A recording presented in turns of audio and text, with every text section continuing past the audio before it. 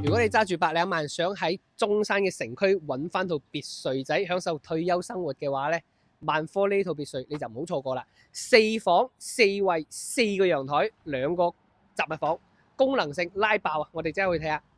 嗱，入到嚟別墅呢度呢，佢睇到嘅裝修係比較復古嘅，但係佢係有一個中央空調同埋中空嘅客廳，別墅嘅標配啦。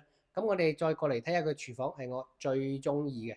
呢個廚房18.9個平方，做咗中西廚，方方正正，你點玩都得啊！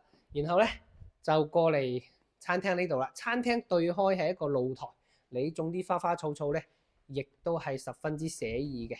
我哋再過嚟睇睇佢一啲多功能嘅位置啊，好似呢個樓梯間呢，當時業主佢係做咗小朋友嘅半書房位置，用嚟做作業嘅。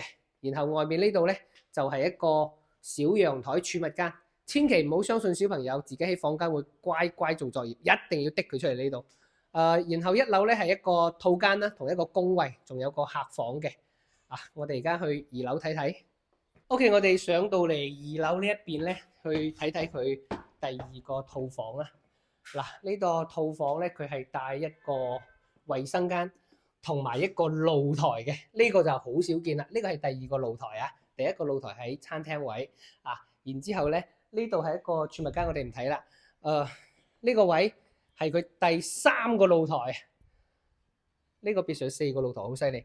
然後咧，呢個係書房，書房都係帶一個套間嘅喎。然後第4個露台就喺呢度啦。所以如果你真係好中意有露天嘅景觀啦，同埋種啲花花草草啊，養下小動物啊，呢套別墅100零個到手，200幾方，4房4個陽台，感興趣嘅評論區啊！